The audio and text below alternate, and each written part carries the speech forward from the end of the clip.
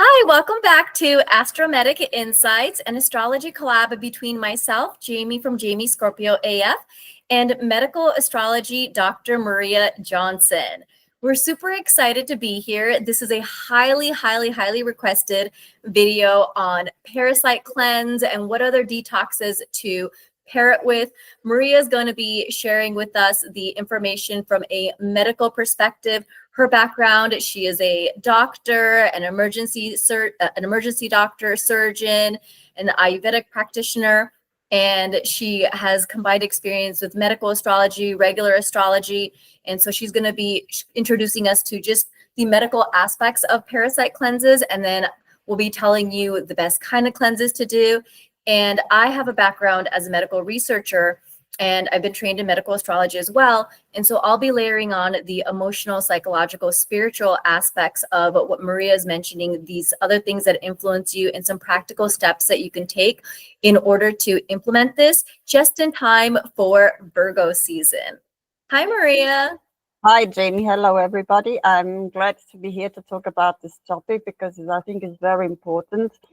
As Jaymie already said, I will talk more on the medical perspective because we have to be careful, just saying it in advance. We tend to self-diagnose ourselves. If you have this symptoms and that symptom, you say, oh, I have parasites and this and that. And I want to make people aware that they have to be very careful. Not whatever symptom, it's a parasite, because you can have tests. I will explain it. But I wish that people understand the mindset. Not everything that have, if you can have 100 symptoms, but it's not said that you have parasites. You can even you can see it in the stool and then you're sure that you have parasites. But I'm just saying, I will explain what a parasitic infection is and so forth. But from the medical perspective and how you can use as well both allopathic medicine, which is chemical stuff, and herbs. But those can be combined to have a better result, and as well not to harm your body. I don't come with crazy diets and this and that because we have to be very careful. We have to be mindful about our body because we tend to, it goes like a hype, and people say, I want to try this diet and that diet. Yeah. Just be careful. This just as a mindset, okay? Absolutely. And in fact, after Maria tells us about the medical aspects of things, before we give you guys specifically what we recommend, I'm going to give you sort of a mindset around like an insight into really identifying what is and like what's actually best and what's out on the market and stuff, because there's so many different products that actually treat parasite cleanses, but you do have to consider what's actually best for you. And that's where astrology is really able to give you custom tailored insights, which, you know, if you're interested in that, Maria and I, you know, will be happy to provide you with a personalized consultation. But there are also ways in which, and I'm not going to get into it now, but I'll tell you, you know, throughout this video, the mindset, because we live in a world of content pollution. Everyone's going to be like, oh, this is really good. This is really good. This is really good. So I want to give you the information so you can make informed decision and realize, oh, wait, this isn't actually best because it doesn't have these qualities. It doesn't have these features and stuff like that. The best treatment is minimum effort, maximum results. And I'll explain to you guys what that means. And another thing I did want to mention is that Maria and I have a special offer. So stay until the end of the video and we'll let you know what that is. We want to get some feedback from you. So anyways, that's just what I wanted to share. If you want to get into it, Maria. So what is a parasitic infection? Parasitic infections are any illnesses or conditions caused by parasites living and reproducing in your body. Parasites are organisms that need another living thing, and we call it, in medical terms, the host. We will be the host, okay? Then, wait a minute, because I have my notes, otherwise I forget half the stuff. So the parasites get the nutrients and what they need to survive inside our bodies. Parasitic infections often cause intestinal illnesses. I will mention what it causes afterwards specifically, with symptoms like, especially it's diarrhea and even vomiting. But that is not only that. They can also give itchy skin rashes or infect other parts of the body, like brain or lungs. So it's not only the skin. Okay, that's why we have to be very careful how we say it. So there are many types of parasitic infections.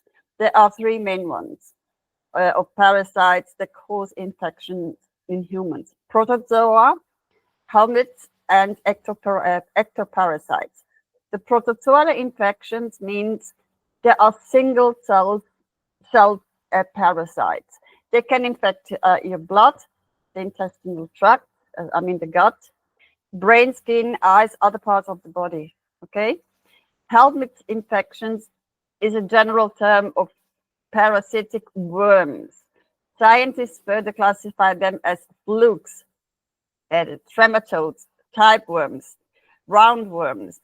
It goes larva, both adults and immature. The larva. Okay, helminths can infect anybody.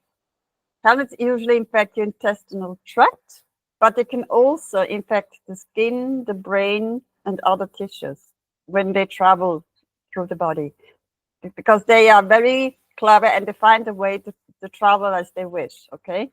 Mhm. Ectoparasitic infections are insects, for example, spider-like bugs, for example. They borrow our skin and live there. They love our skin. This includes, for example, ticks. They're very, very dangerous, not only for us humans, as well for animals.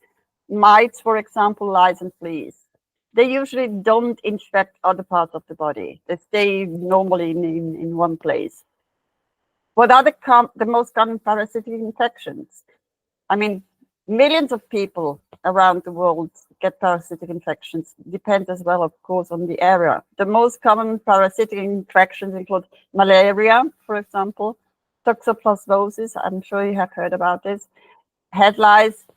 I mentioned this, like I would say it in Latin, giardiasis, and pinworms. Other examples, for example, parasitic infections, trichomoniasis. This is all Latin. Tapeworm, leishmaniasis, even dogs can have it, and schistomiasis as well. But this is, as I said, is very medical. I don't want to give people too much of the medical terminology. The symptom causes. What are the symptoms of parasitic infections? Depend on where, of course, where you live, and as well in your body you are infected. Some common symptoms include allergies, anemia, constipation, a craving, but especially sugar, anything that is really sweet. Diarrhea, as I mentioned before. Fatigue is always this fatigue symptom, or that we feel like being below zero with the battery. Fever, causes thinking. Gas and bloating, irritable bowel, it's IBS. Joint and muscle aches. Nausea, nervousness, and I said rashes, hives, eczema, sleeping disorders, and vomiting. Okay, these are the main ones. And as well, depending on where the body is infected, they might have neurological symptoms like seizures, severe headaches or disorientation, skin symptoms like redness, itching, rashes, or sores. Sometimes parasitic infections don't cause any symptoms. We don't even know that we have them. And most importantly, I think, is how do we get parasitic infections? Parasites can enter the body in various means, including contaminated food and water, For example, eating undercooked meat, raw seafood, or drinking unfiltered water. Poor hygiene practices, not washing hands properly after handling animals or using the toilet. Traveling to high-risk areas, visiting regions where intestinal parasites are more prevalent. Contact with infected individuals or animals. Some parasites spread through direct contact. And you can get parasitic infections from drinking, I said, contaminated water, eating undercooked meat, mosquito bites, tick bites, fly bites, or other bites from insects that carry parasites. Contaminated surfaces, even soils. I have to mention unprotected sex. And sometimes in pregnant women, some parasitic infection can pass from the mother to the fetus. So they have to be very, very careful that it doesn't go to the fetus. What are the risk factors for parasitic infections? Some parasitic infections, like pinworms, for example, are common all over the world. It's not this is a specific area, okay? Many other parasitic infections are more common in rural areas of the world without developed sanitation systems. This is the risk areas. People who are at higher risk for parasitic infections include young children, for example, the parents, of course, the caregivers, people with compromised immune systems. This includes HIV, cancer, or immunosuppressive medication. How do we test it?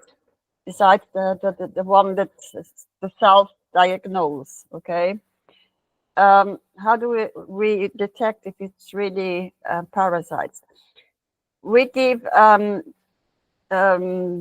diagnosis of parasitic infections by looking for parasites or signs of parasites, like the eggs, for example, in body fluids or tissues. To test you, for example, for parasites, a provider with doctors might take samples of your poop, anyway, the blood, skin, or other affected tissue. Black is the sputum. Fluid around your brain and spinal cord. If it's really very bad. Yeah. X-ray, MRI, or CT scan can as well diagnose, okay, parasitic infection, depending on your symptoms, of course, all the time. So these are the normal tests that we usually do. And how do you know if you have really parasitic infections? As I said, not everybody has symptoms. That can be to any other similar disease that is around. The only way to know for sure if you have a parasitic infection is to have a provider evaluate you, as I mentioned just before. Management and treatment. How do we treat these super bugs? Because I call them the super bugs. We use, as doctors, different medications to treat various types of parasitic infections, including antiparasitics, antihelminthics, or antiprotozoals. Is when you have just one sort of cell that is working in the body. Antibiotics, of course, all the time. Even antifungals. Sometimes you might need still a combination of different medications to cure the infections. We usually provide or select, depending on the diagnosis or on the findings, treatment that is best for the specific type of parasitic infection that the patient has. And I think this is very important because, as I mentioned before, I don't like myself to take chemical stuff. If I have to take an antibiotic, I have to take an antibiotic. If something is really, that I have no time to play around with. Otherwise, I would take plant-based medicine. But you can combine both. even for your gut. Okay, that is very, very important. What I want to mention first, what is it that we can get? Wait a minute, I have it on another. Where is it now? Hang on, please. As I said, what we can get, or the symptoms that we get, or common signs, is as well anemia or allergies, just to say. But it's important to understand that all the symptoms is perhaps not only one cause or disease. Okay, this is what I want to make people aware of it, because symptoms of parasitic infections can be similar to many other infectious diseases. Okay, the only way to know for sure, as I said, is to get an evaluation by a doctor. I can't stress that enough, because if you try to do everything on your own and you don't know the cause, because you want to treat the cause, then you actually destroy your body even more. Okay. How do we treat them? As I said, with this medication, sometimes we would be exposed with plants if the doctor is open enough. Okay. So, but how do you get rid of the parasites in the body? Most parasites will only go away with medication. It's hardcore, okay, or a combination of medications, as I said before. We treat some skin infection like mice and mites with medicated lotions or shampoos. This is on the outside. Outlook and prognosis. What can I expect if I have a parasitic infection? Depends on what kind you have, how severe it is, because we have to assess this too. Whether or not you have a compromised immune system, how well you respond to standard treatments. This is as well to think. Some parasitic infections respond well to medications, but some infection can last for a long time or keep coming back. That's why it's important to talk to a doctor and to say whatever that this person has. Prevention, we can prevent it, of course. When we, for example, wash our hands frequently. I don't say that you have to wash your hands 100 times a day. When preparing food, before eating, after going to the bathroom, or whatever you do in your daily chores. Don't swim when you have diarrhea, for example. Wait until you haven't had diarrhea for at least 2 weeks before swimming in a public pool again, because you can infect others. Okay, practice safe food habits. This includes storing food properly, heating meat and poultry to a safe temperature. I'm just saying, washing or peeling fruits and vegetables before eating. Protect yourself from bug bites. I hate them too because the mosquitoes love me. Wear protective clothing, use bug spray, and sleep on the mosquito net if necessary. Okay. Be an informed traveler when you travel in risk areas, for example. Learn about infection diseases in your destination that you may need to take special precaution against. Some precautions might include taking prophylactic medication. That means before you travel or to get sick or get even vaccinated. We have here a special center for that. When you go in risk zone, you must have it. Otherwise, you will not be able to travel. They block you already at the airport. As I said, when do you go to a doctor? If you have the symptoms and you travel a lot, or you have it since more than, for example, 2 months, or that you have been bitten by a tick, a mosquito, or another stupid bug. If you remember that you got bitten, because sometimes we don't even realize it. That you have perhaps swum in water that could have been contaminated, ate or drank something that could have been contaminated. Then you should perhaps go to even emergency. When to go to emergency? If you have a fever higher or at 40 degrees Celsius, I don't know if it's 100 and something Fahrenheit. If you have seizures, confusion, disorientation, yellowing of your skin or eyes, this can be a sign of jaundice, for example. Dehydration, like extreme thirst, peeing very little, weakness, and high heart rate. Also, the questions that you should ask your doctor. This might be helpful, okay? So helpful. Because yes, I am a doctor, but you as a patient, you have to ask me whatever you want to ask me, and I try to, the best of my abilities, to give you an answer. If I don't know it, I will tell you I don't know. I'm just saying. You can say, how did I get this infection? What are my treatment options? I am contagious. You might be. How long until I feel better? It's depending on of course, on the diagnosis. How can I take care of myself at home?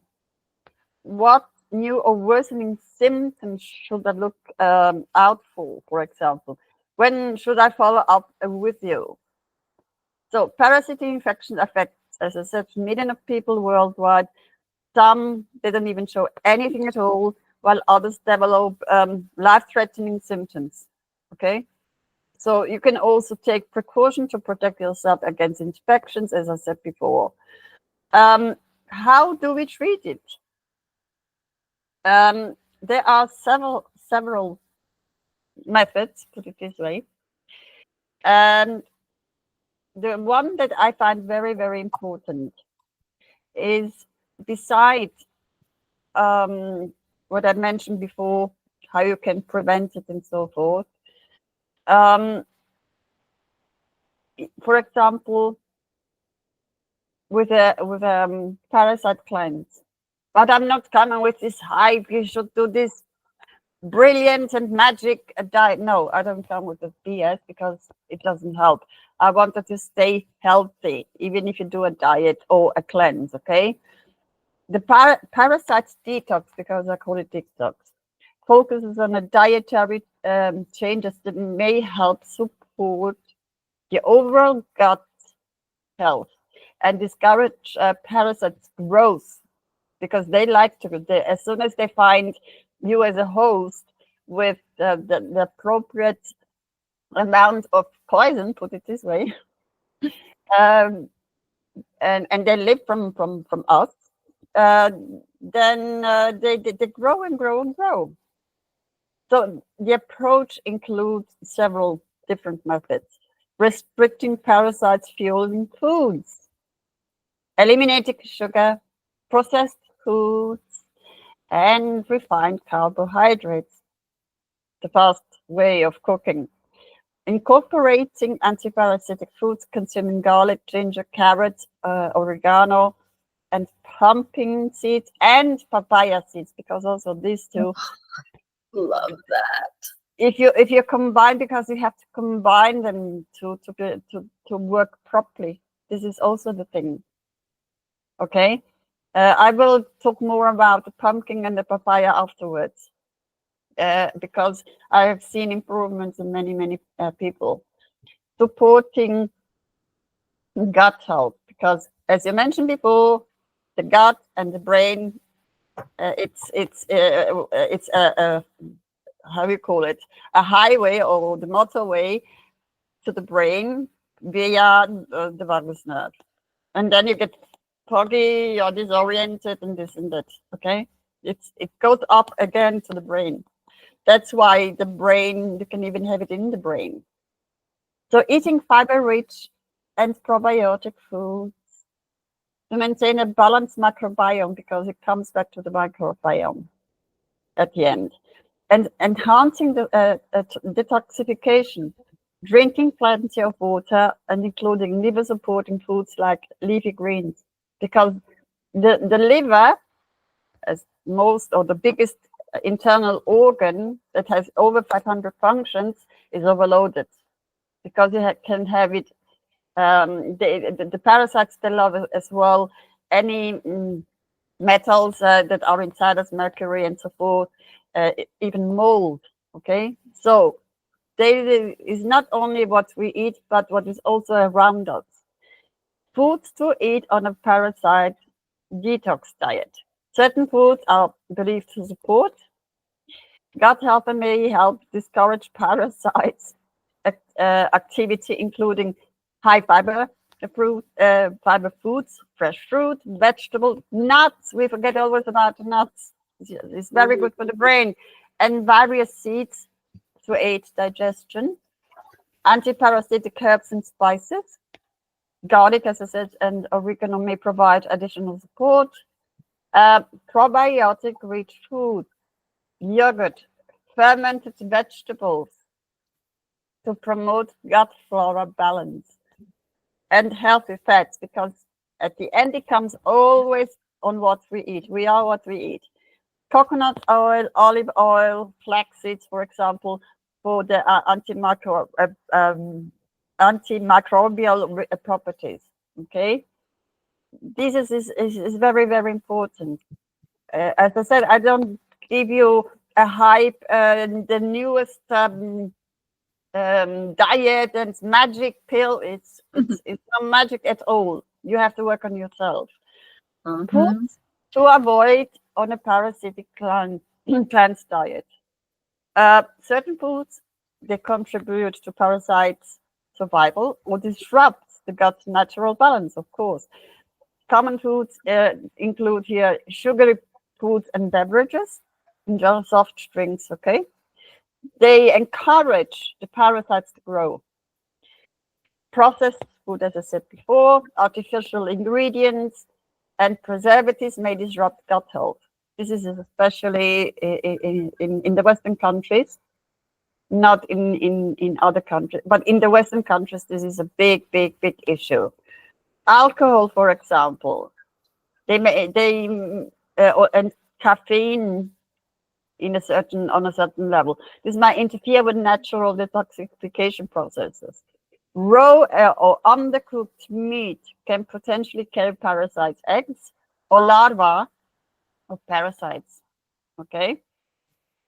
I have forgotten to mention, when you don't know how to handle yourself anymore, that you have pain, when you have persistent digestive issues, unexplained weight loss and fatigue, say you were traveling somewhere in risk areas, lack of symptom improvement, then you should really go and see a doctor. If you like it or not, you have to know what is wrong with it, because you don't have to ignore persistent symptoms.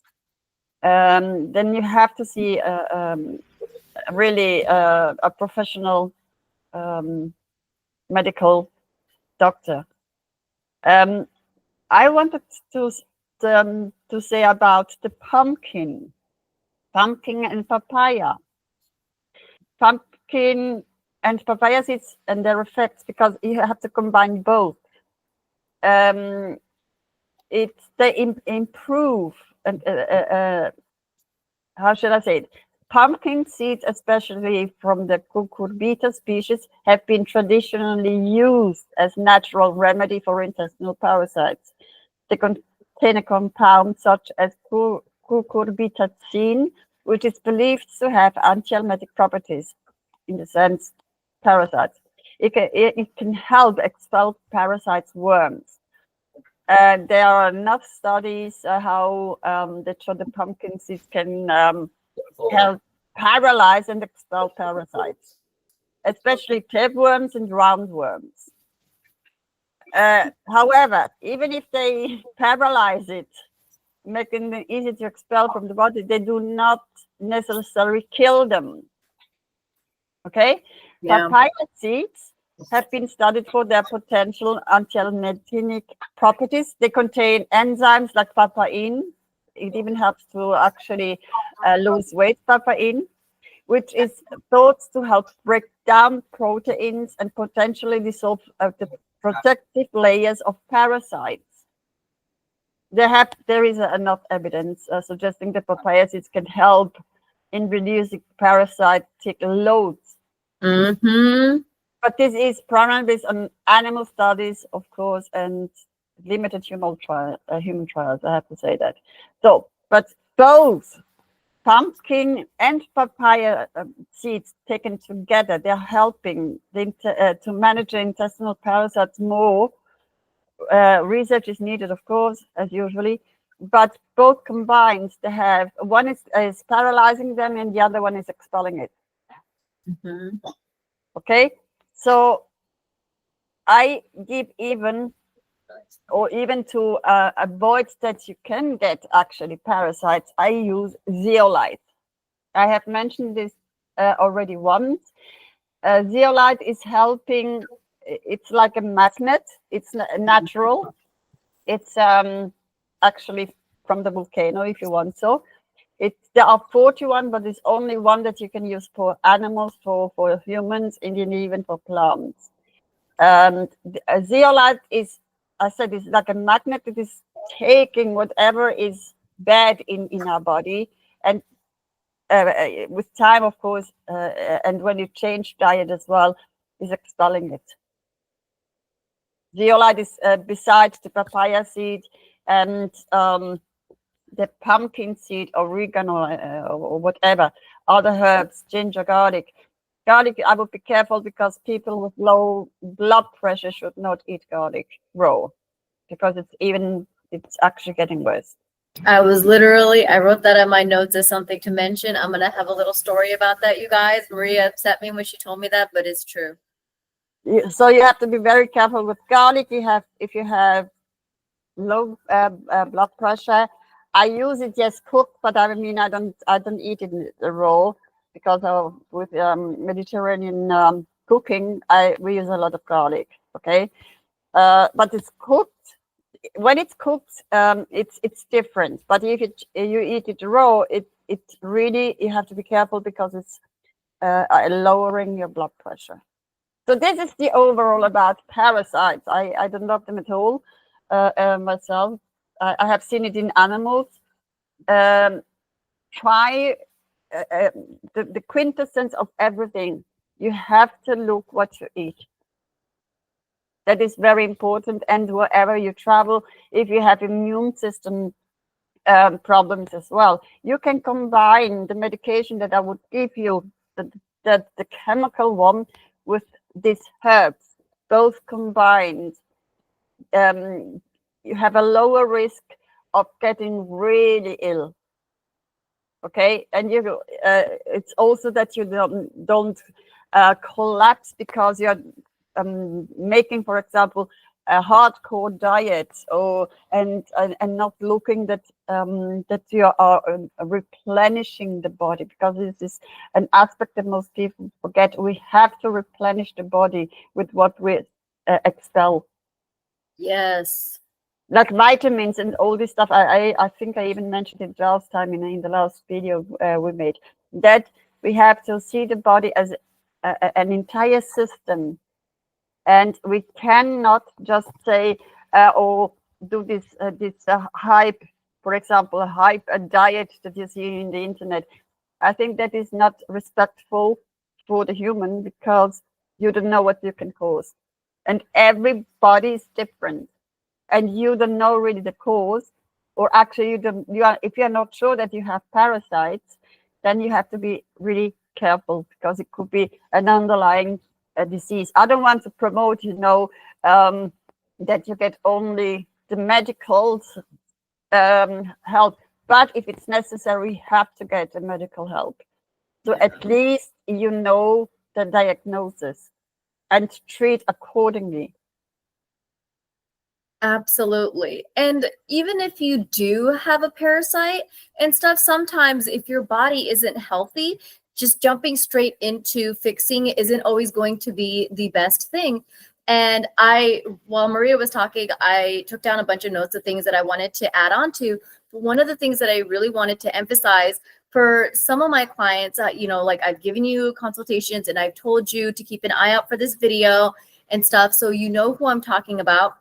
But one of the things and one of the biggest concerns that I have is that, and Maria and I talk about this a lot, like nature is the best medicine. And we're not saying that Western pharmaceutical medicine is bad. There is a place for it, but it's important to understand like if you're dealing with an acute symptom, you have pneumonia, you got shot, you go see a Western doctor. But for chronic issues, the Eastern medicine tends to work better. And one of the biggest problems that I've seen, and this is a bigger problem I've noticed with everyone, but especially women, pregnant women, hormonally sensitive people. And I'm talking about clients of mine who are doctors and nurses in the naturopathic acupuncture community where, like Western medicine doesn't necessarily train you in the same way, but there are a lot of well-intentioned people who have become hyper aware of what makes their gut sensitive. And in their misguided attempt to get better, what they'll do is eliminate anything that upsets their gut, which is really problematic because then you're chopping up your bodily needs and you're acting like your entire body is your gut. And one of the biggest problems that I've seen is, especially with my clients that have strong air in their chart, you use a lot of brain power. Pregnant women who have been breastfeeding, who have given birth, because these things, they shrink your brain. And especially if you have like back-to-back pregnancy, your brain needs glucose in order to function. And unfortunately, a lot of people who have gut issues don't do well with glucose. And so in an attempt to help their gut, they eliminate glucose, and then like their brain starts malfunctioning and they start having issues. And even a healthy brain isn't going to do well with that kind of deficiency. But I really want to emphasize that, like, I understand that you want to treat this problem effectively and efficiently, but it's not. You have to be sustainable. You have to be realistic. You cannot be avoidant of other things that your body needs because you want to heal your gut. Like, that's just not going to work. And there's, these lead to depression issues, vagus nerve dysregulation, so many different health issues. So it's something that I really do want to emphasize.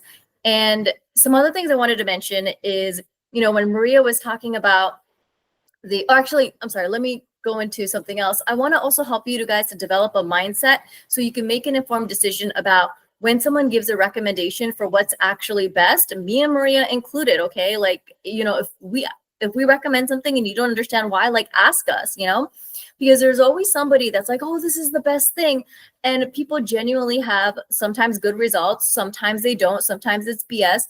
But there are ways to identify what actually is and isn't good for you, because nature is the best medicine, and nature is very much about minimum effort, maximum results. And in health, the reality is that everything is interconnected.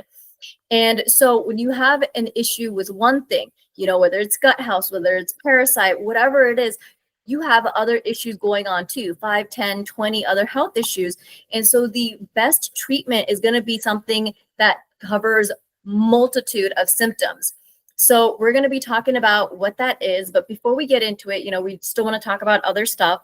But just so you know, because like in the US, for example, Renew Life is a really popular brand, and they have stuff for like parasite cleanses, lung detox, liver detox, and all of these different things. And they cost so much money, and you have to like take it for like 7 days, 30 days, 60 days, 90 days, 6 months, or whatever the package says. And they segment it all off. And when Maria and I tell you what we actually recommend, you're going to see like how interconnected everything is. And so it's very much minimum effort, maximum results. So before you're quick to try something because someone says it's good, I want you to get into the mindset of, if someone says, oh, this is the best parasite cleanse, ask them, what are the 5, 10 other things that it's going to treat? Like, it should at minimum help probably 10 other things, at least. So that's just something to kind of be aware of. And it also makes it more cost effective. It fits more with your lifestyle and stuff. So that's something to be aware of. And some other things I wanted to mention is, Maria talked about the different ways that you can get a parasite, one of my friend's ex-girlfriend, she ended up unknowingly getting a parasite, and she didn't get her period for an entire year.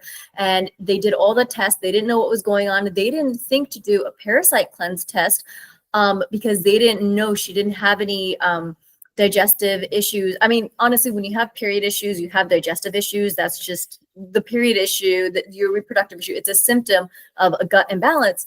But she's a gardener, and she actually contracted a parasite through gardening. So that's something else, because that one was like super tricky. So just so you guys know, and particularly like this is a generalization, but for those of you who are of the same generation as me, if you're a Cancer rising and you have Uranus in your 6th house Sagittarius, okay, Uranus is about unusual symptoms and stuff. So your health issues may be really uncommon and stuff. And up until I started working with Maria, like I used to have such a hard time, even with like holistic practitioners. Oh my God, I'm so sorry. Holistic practitioners and stuff on, you know, what was I talking about? Holistic. Oh, like even the holistic practitioners, they'll go based off of like a treatment based on what's most likely to be the issue. So I want you to know, like, if this is you and you've had issues, it may be better to get like a personalized consultation in order to identify specifically what's going on with you. If you're a Leo rising, you are the same generation as me, you'll have Neptune and Capricorn in your 6th house. And Neptune is about invisibility, confusion, and stuff. So you could also just be honestly unaware. And I know I have a couple of clients, several clients who are doctors who are Leo risings, and they were just like, I'm always helping my clients, but I'm always having health issues. And I'm like, yeah, like that makes sense in your chart. So, you know, there's just some like general insights that I wanted to share with you.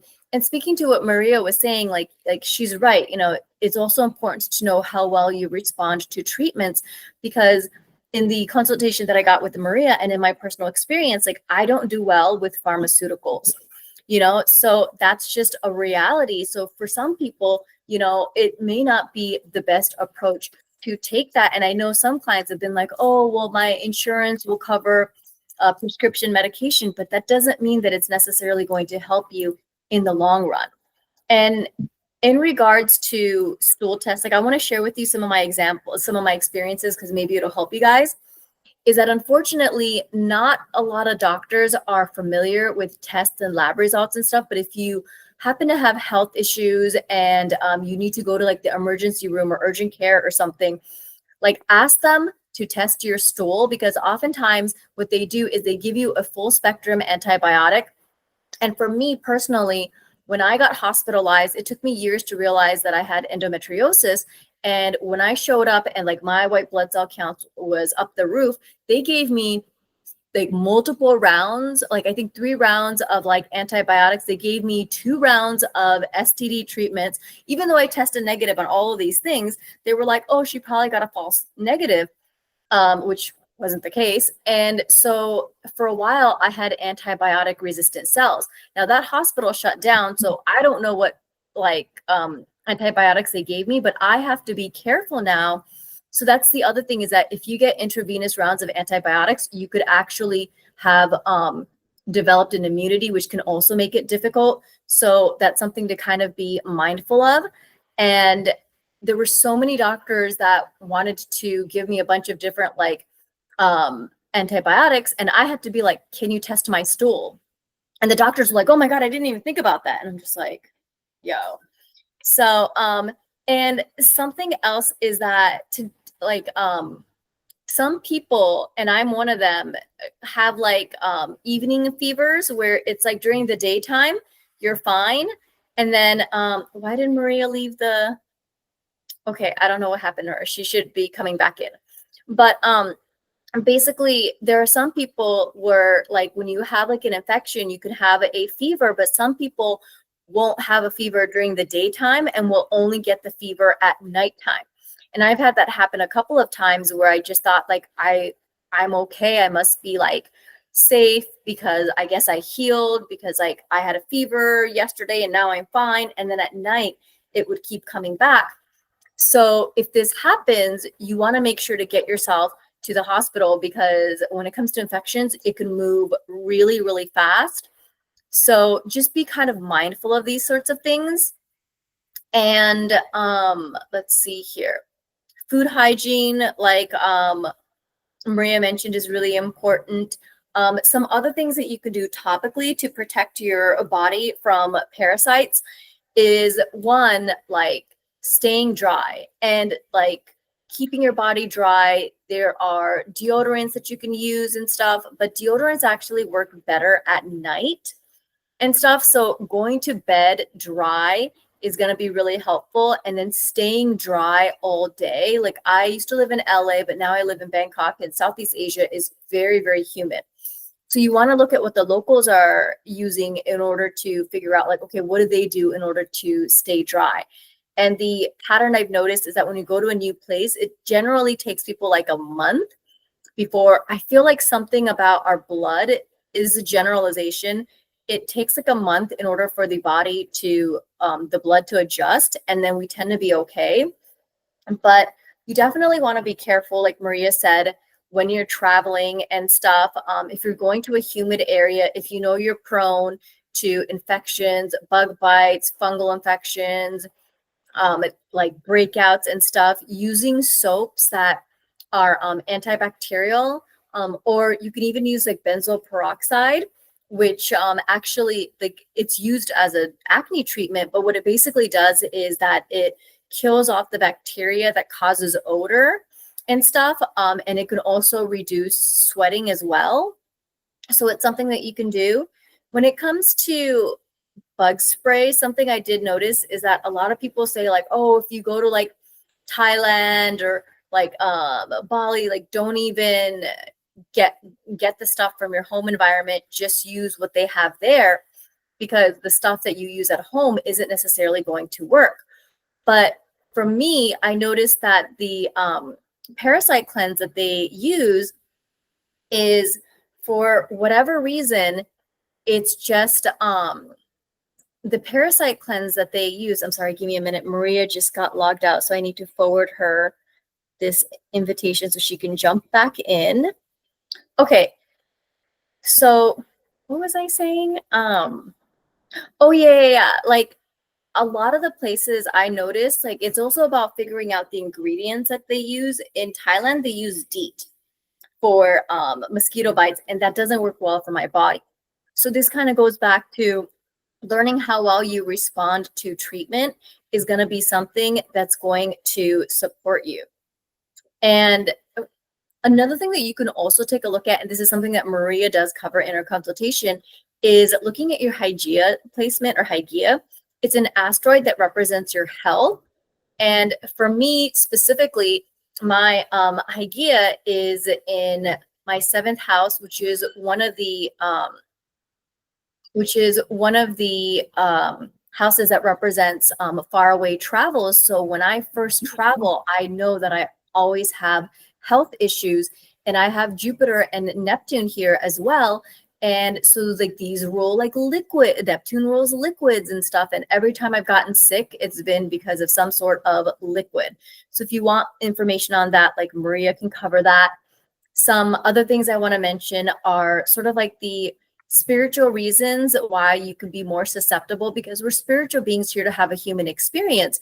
And so taking care of our physical body is also important. But for people who are like, for example, more water dominant, if you're energetically or spiritually out of alignment, you're more predisposed to having health issues. So like when it comes to like topical issues with like skin infections and things like that, because your skin with your skin is very much a boundary. So when you have boundary issues and stuff, you can also have more issues with the topical stuff as well. So that's something that you can work on, work with your Saturn, work on building your boundaries, things of that nature. And I covered this in a video that I did with Lada on Get Cozy with Money, I think, video, where I talk about like the energetics of like, you can kind of figure out like a person's financial situation based on their stool. And people who are like, who let things go easily but have a hard time receiving will very much be more prone to diarrhea, whereas people who have a hard time letting go of things might be more prone to constipation. So understanding that and looking at, like, if you're prone to constipation, what can I let go of? If you are having diarrhea and you're having a hard time receiving, you're having a hard time digesting things, learning to be more present. These are going to be things that you can you can talk about. Now, I do have a few other things I wanted to mention, but Maria, did you want to mention something about doctors or? I had lost you for a couple of minutes. I don't know why. Don't ask me technical stuff, the usual rubbish that we have to cope with. I wanted to actually talk about misdiagnosed parasite-linked conditions. I think that is very important because the misdiagnosis, the first is IBS, irritable bowel syndrome. Oh, I have so many stories. I'm sorry, continue. And the parasite truth is Giardia blastocystis. Is the name of this parasite, put it this way. Then the other one is Crohn's disease or ulcerative colitis. It's an autoimmune condition. This is worms and protozoa most likely to put this at the misdiagnosed cause, because I'm talking of the cause. Fibromyalgia, this is like an umbrella. That means we don't know what the heck is going on, but we call it fibromyalgia. Okay, mystery causes. Put it this way. I'm honest. I'm telling you what it is. I'm very transparent. I don't like to tell people BS. They have the right to know it. When we say fibromyalgia, it's just an umbrella of a term that we don't have not clue. So parasites, toxins would be most likely the cause. Chronic fatigue syndrome, the one that I mentioned before. Parasite load, the body is full of it. Then hypoglycemia, it's the blood level, the sugar in the blood, put this way.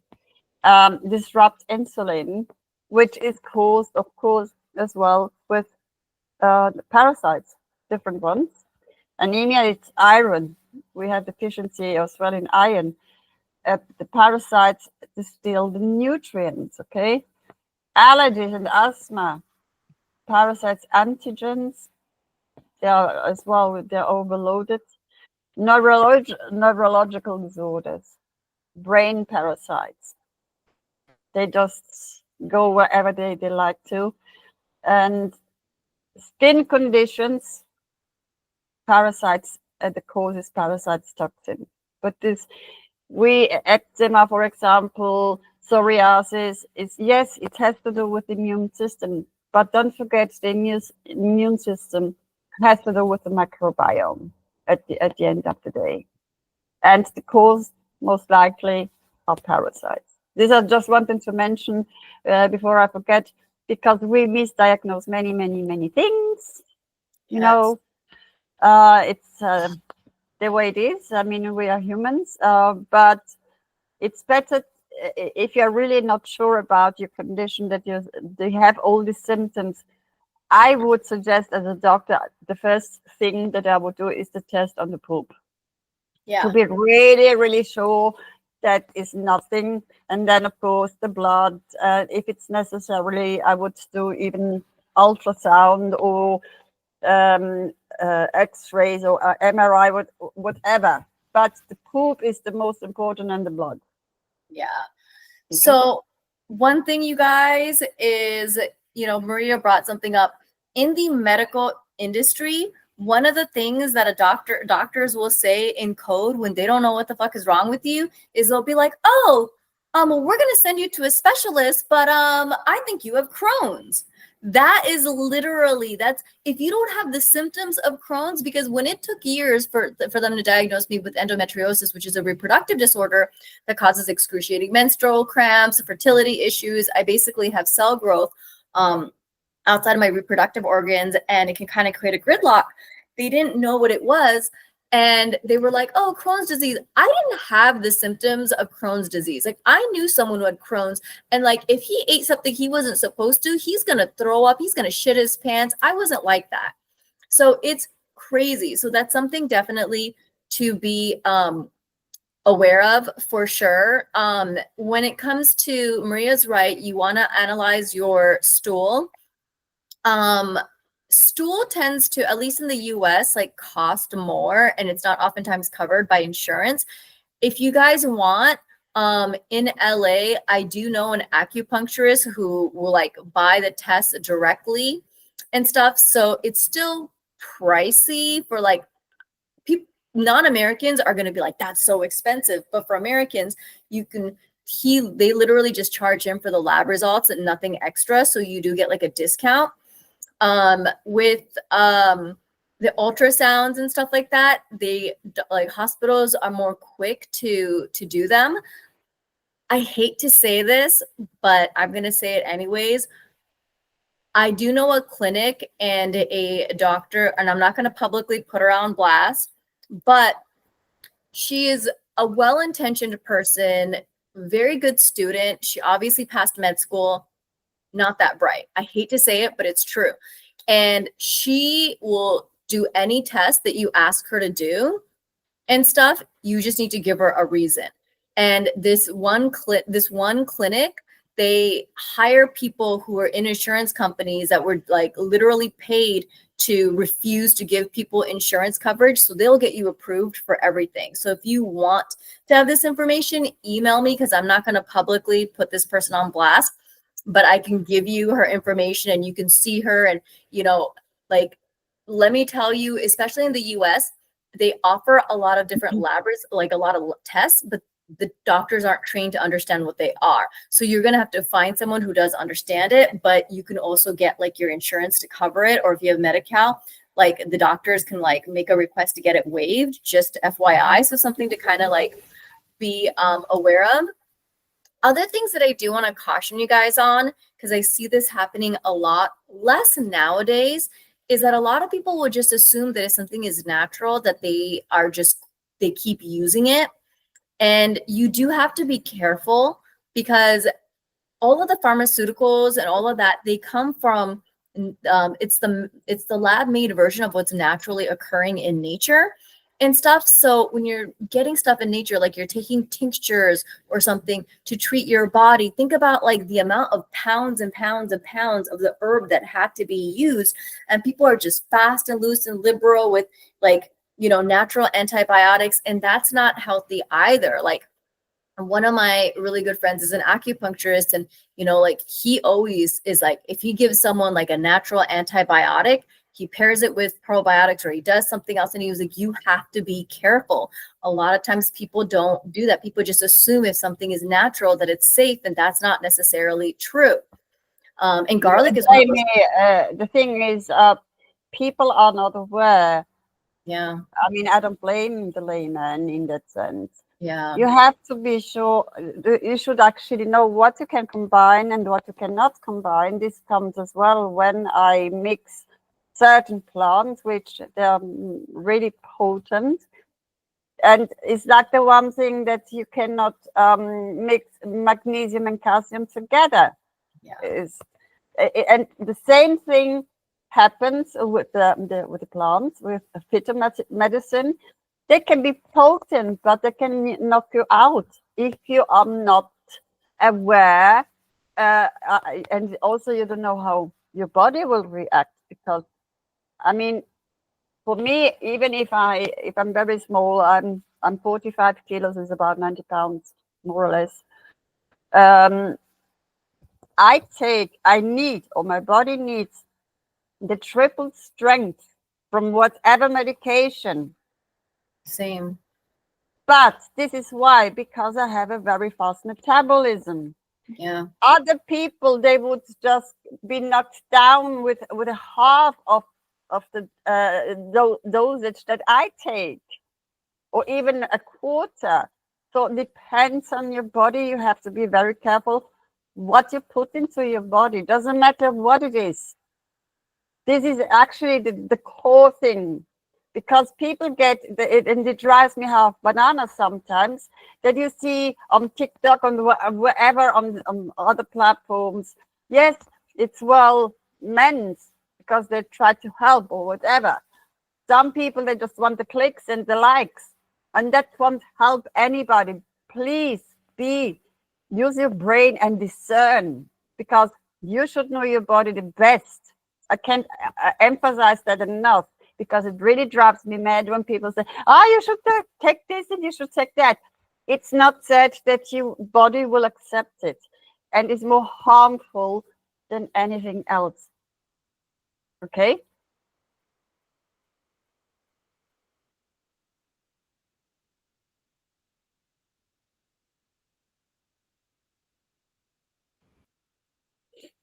You know what I mean, Jaymie?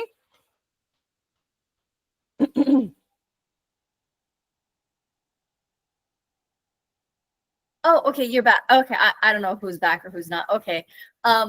But your internet works, so people were able to hear you, so that's fine. I'll have to watch the recording to see what you said.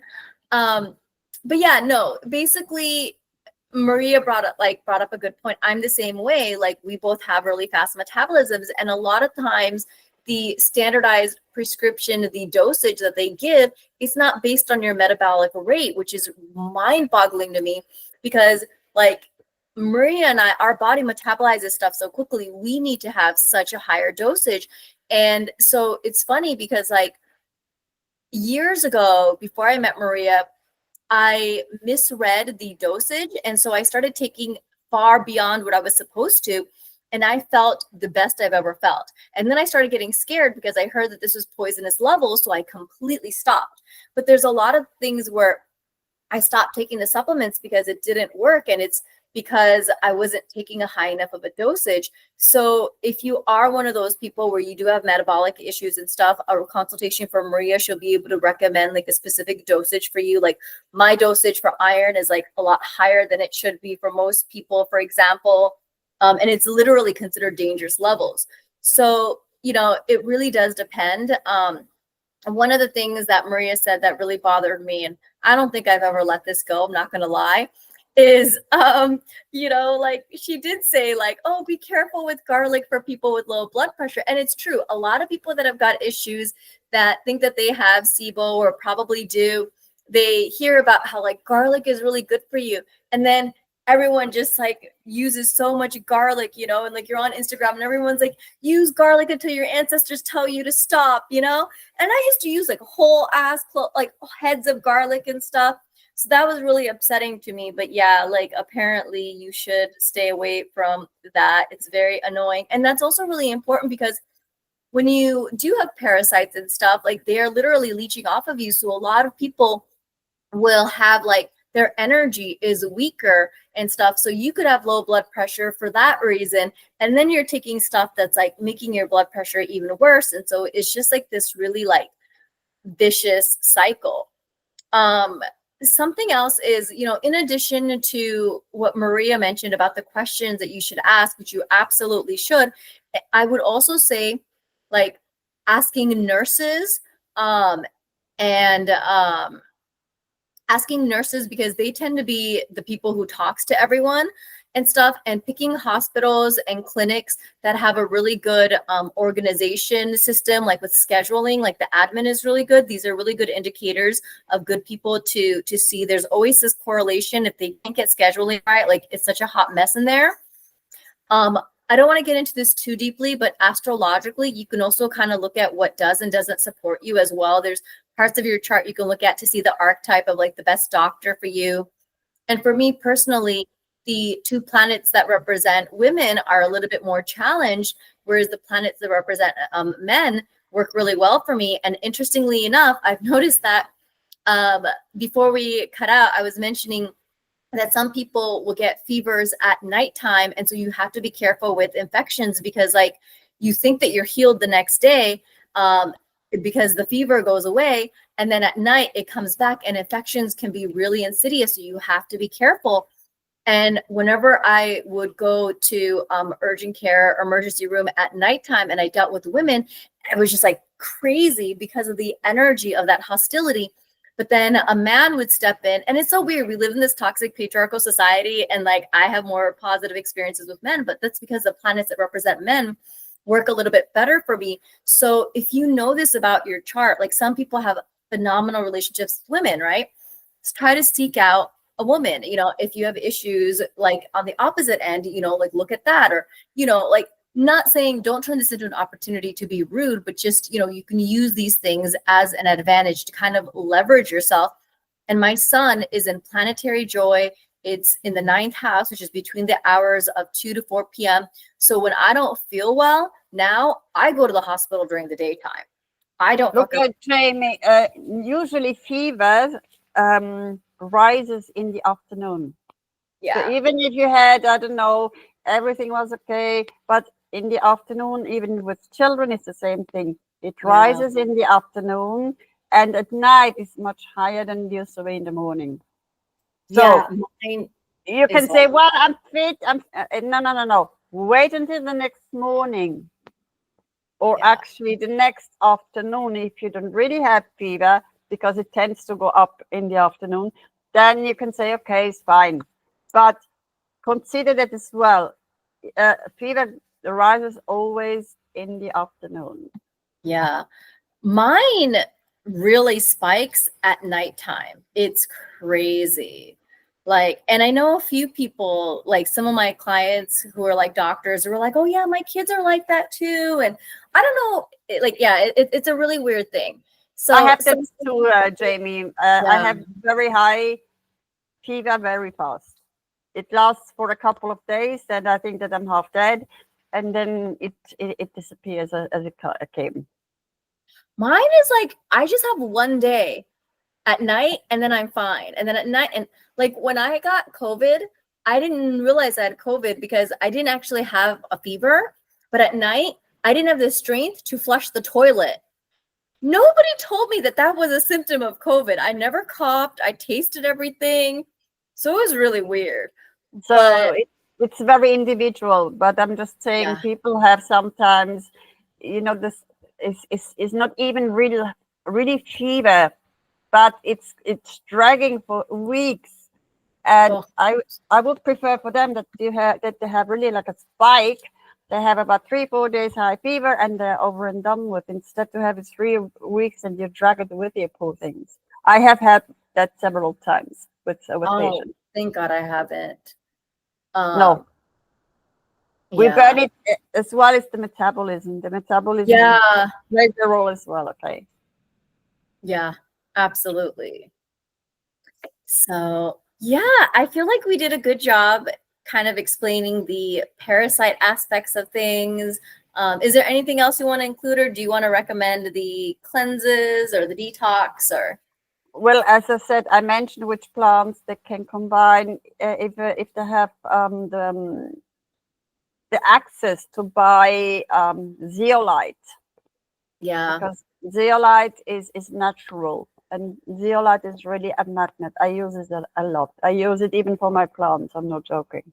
When I water them, they are growing, they are blossoming. I give it even to Aurora, my doggy, just a little bit in her food, you know, that she's eating to cleanse her, even if she's only 6 months. But I want to prevent whatever it comes, because we have sometimes even ticks here, and I hate them really.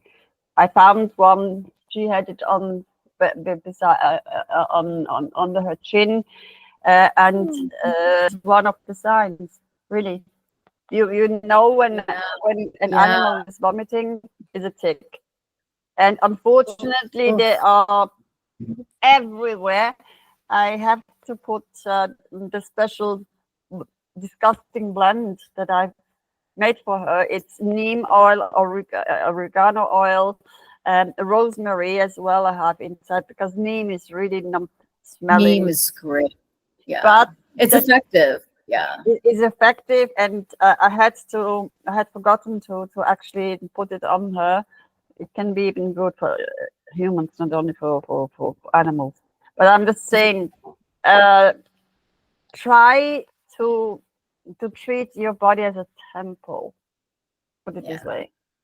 And So narrate it's not much more that I can say. yeah.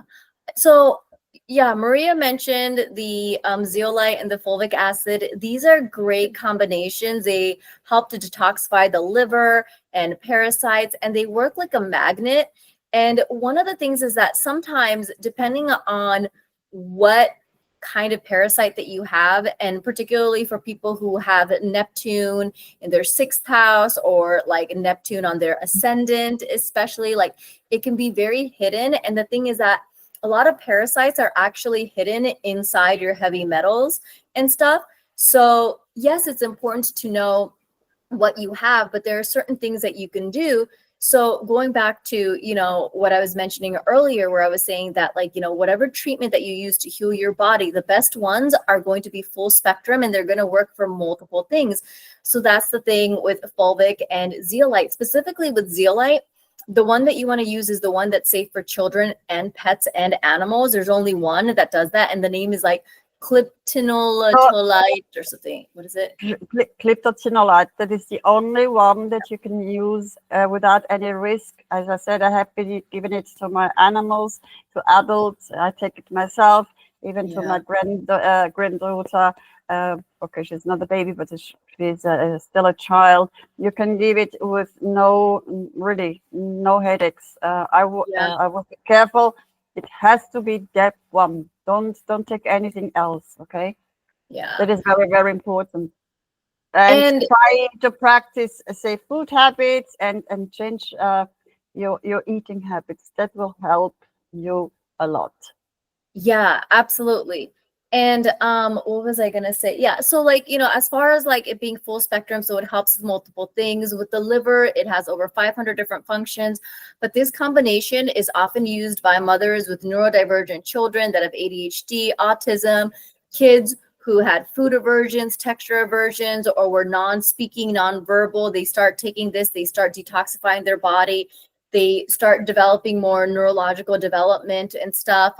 It really does help with the body, and neurodivergence in particular do also accumulate more toxins and retain them more too.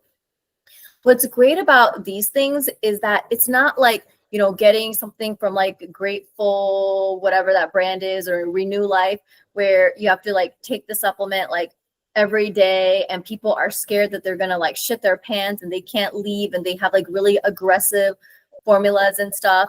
And I've had like my friend is the acupuncturist look at the dosages, and he'll recommend a different dosage for me because he's like, you're a smaller person, so you don't need something to be as aggressive and whatnot.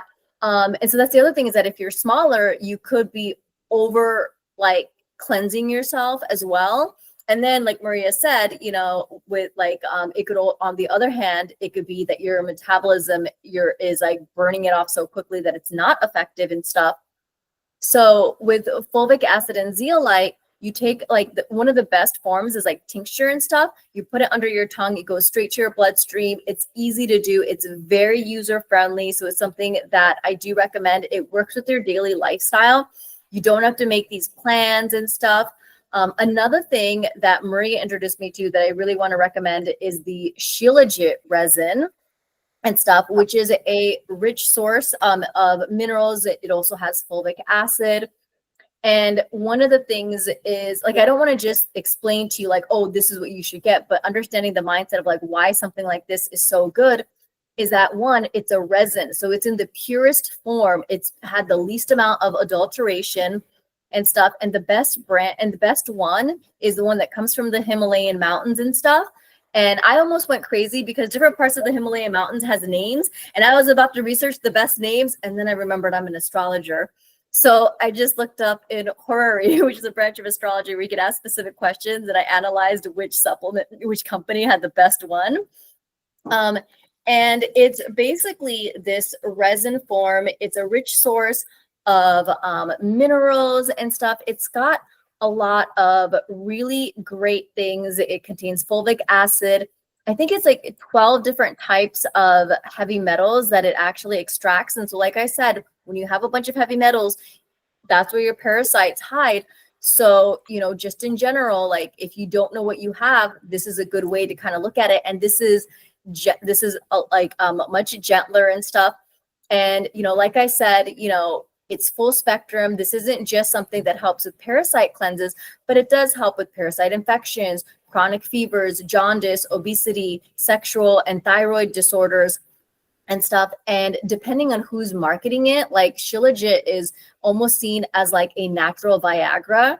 And you guys, I actually know an astrologer who like publicly was like, he was working with someone and they actually mentioned like in a text message, like, oh, like sexually, it was really helping. And he was like, oh, my dick got bigger and this and that.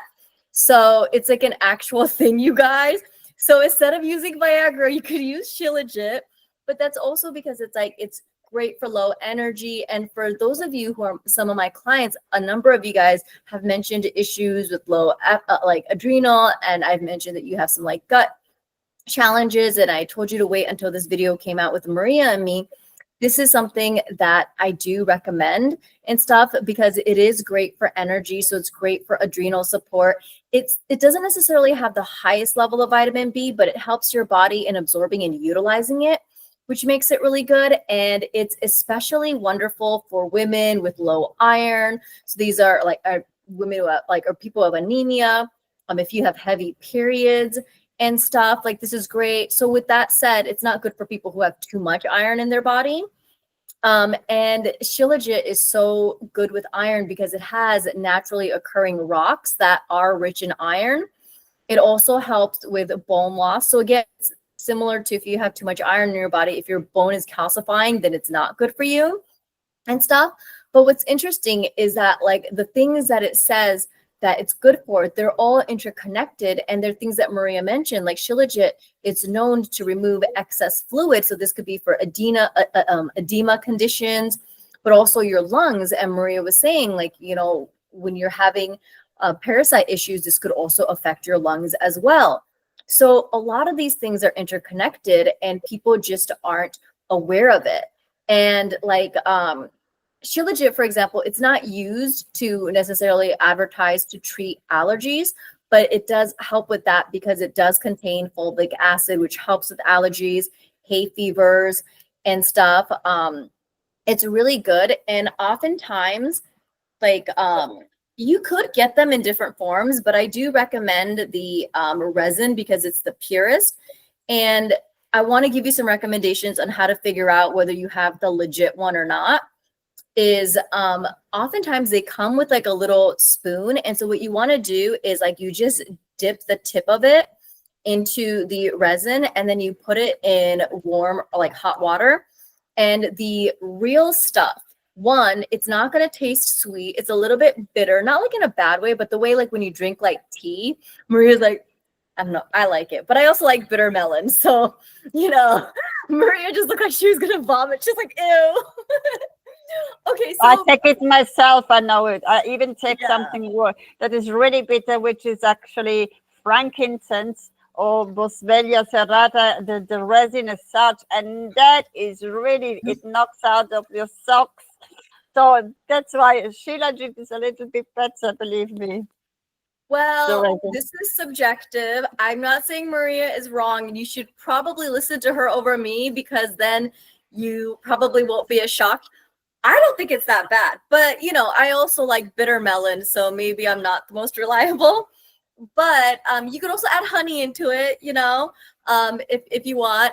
But yeah, it should taste bitter. If it tastes sweet, they've chemically altered it. They added some shit it wasn't supposed to. It should melt in warm water. If it doesn't melt, that shit it's something else. And another way that you can do it is you can actually burn it, and it should melt. I don't think you should use these spoons because they're honestly really pretty, but like you can use like a metal cheap spoon or something and melt it if you want. If it burns and stuff, then like there's some toxins or contaminants that are in it and stuff. So that's something to be aware of. And the other thing you can do is look to make sure that they have like lab results. They're third party tested. That's really good. But specifically, the even better ones are the ones where not only are they third party tested, but they test it in different batches. So like they are constantly rolling out new ones. And so you can look at your batch number and they're going to tell you, because like just because they got tested once, who knows what they're doing now, right? But when they tell you like, okay, like for batch number 1 through 500 or whatever, like these are the results, those are the things that you want to look out for. And you can get a sense of what's going on. But the ones that have like 75 to like 85 different nutritional stuff, the higher the altitude, the more potent, the better it is.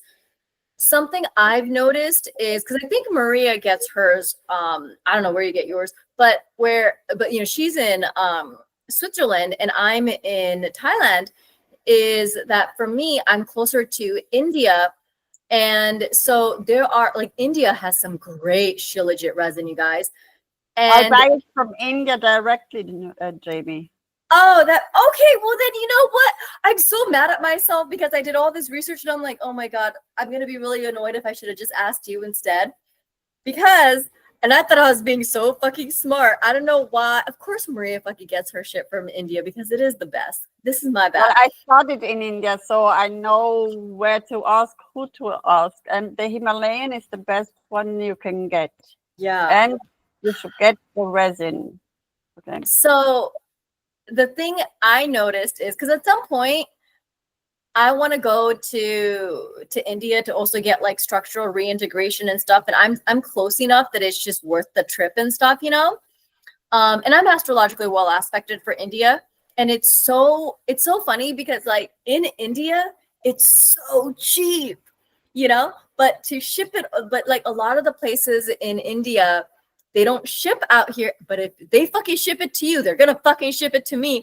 I went through this whole ass rabbit hole, you guys, that I was gonna be like, did you know that they have these services where you could buy something from India and they will mail it to you? But I could have just fucking asked Maria. So you know what? Like, comment I below. agree. Of course, we buy a little bit more for transport costs. It's normal. But Yeah. I still have it practically, if you want to, from the source, because I don't want it to buy it in the States when I can get it directly from India and Himalayas. Which I mean, brand do you get? I want to know now. I don't remember. I would tell you a lie, believe me. I just know it's from there because when I buy it, some stuff I buy from the States directly. Yeah. Especially high dosage, say for example, supplements. Vitamins, But minerals. the real stuff, say as we speak now, Shilajit, I buy it from India because there is the source. I mean Himalayas, and I buy sometimes some plants even from Brazil, South America. Okay, I'm just saying. Depends on which plant it is. I try to buy it from source. Do you know the amount of research I spent trying to figure out where the fuck I could get this? And this was during Mercury retrograde. Remember? I was like, I need to get this before Mercury retrograde. And I was starting to research. We were in pre-shadow, so my brain wasn't 100%. I literally got it like 2 hours before fucking Mercury retrograde hit. And I am so mad right now. But that's not something we need to discuss on video. But oh my God. But while we're at this, Maria, she is crazy and she packs, like she makes her own supplements and pills and stuff and she packs them. So, you know, if you guys want like some legit stuff, definitely hit her up. And apparently she is now, I think we should all make her our drug dealer as she could tell us where to get things rather than me researching this myself. I don't know. I'm so mad at myself. You should have asked. I should have asked. I know. This is But literally the story of my life. You can get really good stuff. Yes, of course, depends to whom that you go. You have to be careful everywhere, by the way. Yeah. But they have good stuff, and I know, of course, people, and that makes the things a little bit easier because otherwise you can buy any BS that it's around that they try to sell you. I had actually one in Africa, and I was so upset. And I said to him, I would never buy from you, even if you would send it to me for free, because you have no ethics. And it's a special plant that no ethics, yeah. no ethics. I don't want that because I want that whatever I buy, I want a certificate. I want a certificate that has been tested A, Y, Z, and whatever. I want that. Otherwise, I will not buy from you because I want to give the highest quality to my patients. As I said, I have sworn the oath. It doesn't matter how I do it, but I want the people have the best quality that they can get, and I stick to it. You're like frozen, Jaymie.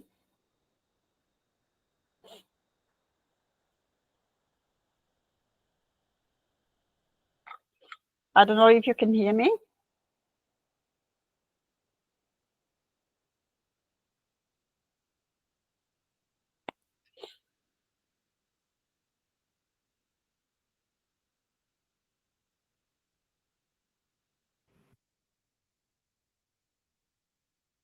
I'm back. So I'm sorry. you're back. Oh, So I was just saying that I want the best quality for whoever, even if it's an animal, and that's why I ask always. I mean, my suppliers, they know it. They don't even discuss it because I want certificates that has been tested for whatever test they have. I want to know it and I want to have it. yeah. Quality has to be priority because I can buy for the same plant somewhere else, but I don't know the supplier. I don't trust. If my gut says no, I will not try it. He can send it to me for free. I will not try it because you don't know pesticides. If it's beside the pesticides, all the metal, the heavy metal that might be like lead and mercury and you name it. I want even the zeolite. I buy it from Germany. Yeah. Oh, I remember you were telling me about that. I 'Cause buy I it remember being because like, where do you recommend that? And you're like, Germany. And I was like, that's not helpful to me. no, Germany because they have. I mean, even Germany has they are not active anymore, but they have volcanoes there too. I'm just saying, if you are near to a volcanic area, which are not far away from it, but No. depends. The one that I buy from Germany. There are certain things that they are specific from a specific country, Yeah. and I stick to it because if it grows in Brazil, then I buy it from Brazil. You know what I mean? Yeah, you want to go to where the native plant, where the plants are native. That's going to be like Yeah, the best. The soils, they're going to be the most like best for that plant and stuff. yeah. Absolutely. Because it's important. As I said, I want to give quality, and I want the people get the most benefit out of it. Yeah. So, moral of the story, you guys, for parasite cleanses, try out, pair it with a liver cleanse to maximize the detox. Fulvic acid, zeolite, use the zeolite that is safe for plants and animals. Fulvic acid, you can get something that has fulvic acid. You can also get the shilajit resin. The other moral of the story is Maria is now officially our drug dealer. We should just ask her before we go down these rabbit holes. And just so you know, Maria, after we get off the phone, I'm going to make you listen to me, bitch, about all the sites I went through. I looked through all the carriers. I did all the math. I'm so upset, but that's fine. So focus Just on calm that. down. Yes. Speaking of, and I also need to be focused because the special offer that I was telling you guys, Maria and we're going to be starting to make webinars on medical astrology, combining health and stuff. So kind of similar to this, Maria is going to be talking about the medical aspects. I'll be sharing the emotional, psychological, spiritual aspect of things, the things that you can do, some practical insights. And so what we would love to hear from you guys is what health topics do you want us to talk about? We've already discussed some of this. One of the things is we're going to be talking about cancer because that's a big thing. We're going to be doing something that's really important to me is being diagnosed with endometriosis and with medicine being based on the white male body. And as a woman of color, that leaves me at a greater disadvantage. And women's health is one of the most underfunded. Gynecology is the most financially underfunded, the least researched, and most of it does go to fertility, instead of really going to, well, how do we, instead of like trying to force pregnancy through in vitro, through like these impossibly insane prices and shit. It's like, they're not looking at, well, what can we do to create a safe womb in order to have pregnancy and stuff. And so there's a lot of reproductive issues and women's health issues that's like hard to come by. So we're going to be doing a webinar on that. But if there's anything else that you in particular want us to focus on, please comment below in the video. I'll also put up a Google Doc link so you can fill that out with more specific information as well, just so that we can custom tailor everything to you. Yeah. Thanks for watching, everyone. Thank you. And I hope that it helped a little bit to understand more about parasites and what is involved with it and how you can stay healthy or become healthy and remain healthy. Yes. Okay. So thank you very much. Thank you, everyone. Bye.